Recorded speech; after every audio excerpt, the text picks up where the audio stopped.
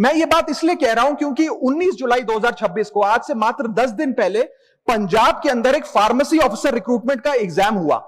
उसमें massive irregularities देखी गई, ब्लूटूथ डिवाइसेस के माध्यम से लाइव चीटिंग चल रही थी और चीटिंग सिंडिकेट वो चीटिंग फैसिलिटेट कराने के लिए 13 लाख रुपए का रेट चार्ज कर रहा था।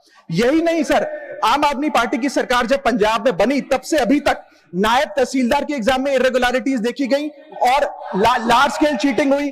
पंजाब स्टेट एजुकेशन बोर्ड में 12वीं क्लास का इंग्लिश का पेपर लीक हुआ, पीएसटीटी स्कूल टीचर रिक्रूटमेंट का एग्जाम का पेपर लीक हुआ, पीएसएसबी के ग्रुप ऑफिसर का रिक्रूटमेंट का एग्जाम लीक हुआ, एग्रीकल्चरल डेवलपमेंट ऑफिसर की रिक्रूटमेंट का एग्जाम लीक हुआ और एक्साइज और टैक्सेशन इंस्पेक्टर की रिक्रूटमेंट की मेरिट की लिस्ट जब आई तो उसमें फर्जी नाम डाल के जारी कर दिया गया। सर मैं आ रहा हूं, अब मैं कांग्रेस में आ रहा हूं।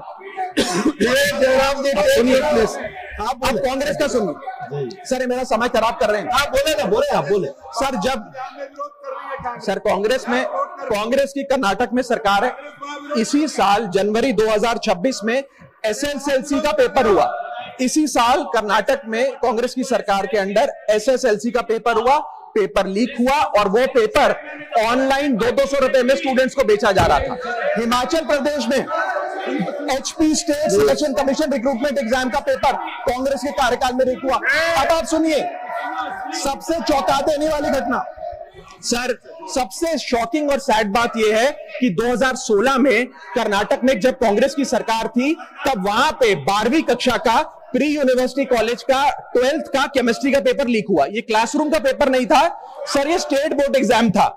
ये स्टेट का एग्जाम जब पेपर लीक हुआ, बच्चे एग्जाम देकर घर आ गए, पता लगा पेपर लीक हो गया, पेपर कैंसिल कर दिया। 20 दिन बाद री एग्जाम कराया गया, री एग्जाम का पेपर भी लीक हो गया और उसके बाद रात को 3:30 बजे वो पेपर व्हाट्सएप पे घूम रहा था, री एग्जाम को भी कैंसिल करना पड़ा।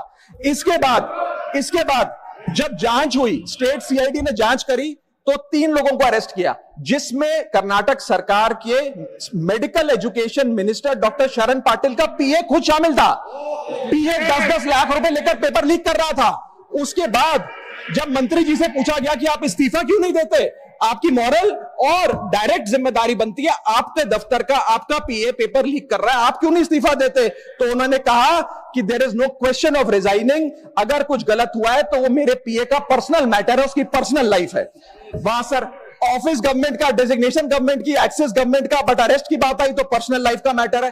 और आयरनी देखिए, आज 2026 में कर्नाटक में फिर कांग्रेस की सरकार है और डॉक्टर शरण पाटिल फिर मंत्री हैं और उसी विभाग के मंत्री हैं, मेडिकल एजुकेशन विभाग के मंत्री। मान्यवर, मैं ये बिल पढ़ रहा था और आपने नीट के पेपर लीक के कारण जब 22 लाख बच्चे प्रभावित हुए तो आपने कहा री एग्जाम कराएंगे।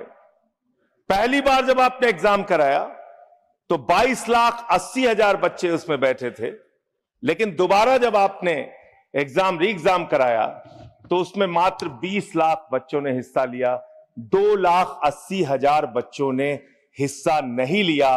उस गुनाह के लिए, उस पाप के लिए जिम्मेदार कौन है? दूसरी बात मान्यवर, यह बिल देख के मुझे लगता है कि सरकार खुद स्वीकार कर रही है कि देखो भाई, पेपर लीक तो होगा, पेपर लीक हम नहीं रोक पाएंगे, पेपर लीक होगा। हत्या के खिलाफ सख्त कानून बनता है, बलात्कार के खिलाफ सख्त कानून बनता है। तो कोई हत्या का अपराधी होता है, बलात्कार का अपराधी होता है जिसको सजा मिलती है। पेपर कराने की जिम्मेदारी तो सरकार की है मान्यवर, पेपर कराने की जिम्मेदारी तो सरकार की है। आपको अपने ऊपर कॉन्फिडेंस ही नहीं है कि आप ऐसा पेपर कराएंगे जिसमें पेपर लीक ना हो, यह आपको कॉन्फिडेंस नहीं, इसलिए आप ये कानून लेके आए। कानून में लिखा क्या है? इस कानून में आप लिख रहे हैं 2 महीने में इन्वेस्टिगेशन पूरी हो जाएगी, 3 महीने में ट्रायल खत्म हो जाएगा, 2 महीने में इन्वेस्टिगेशन पूरी हो जाएगी, 3 महीने में ट्रायल खत्म हो जाएगा। कितने कोर्ट हैं आपके पास? पूरे देश में कितने जजेस हैं आपके पास? फास्ट ट्रैक कोर्ट की असलियत मान्यवर पता है आपको? 2.5 lakh cases fast track court के अंदर पेंडिंग पड़े हुए हैं। यह आपकी हकीकत है। फास्ट ट्रैक कोर्ट की हालत यह है एक लड़की एसिड विक्टिम, शाहीन नाम है उसका, 15 साल तक फास्ट ट्रैक कोर्ट में उसका मुकदमा चला और 15 साल के बाद सारे के सारे आरोपी बरी हो गए। क्या फास्ट ट्रैक कोर्ट की बात आप कर रहे हैं? गुमराह करने की बात आप करते हैं।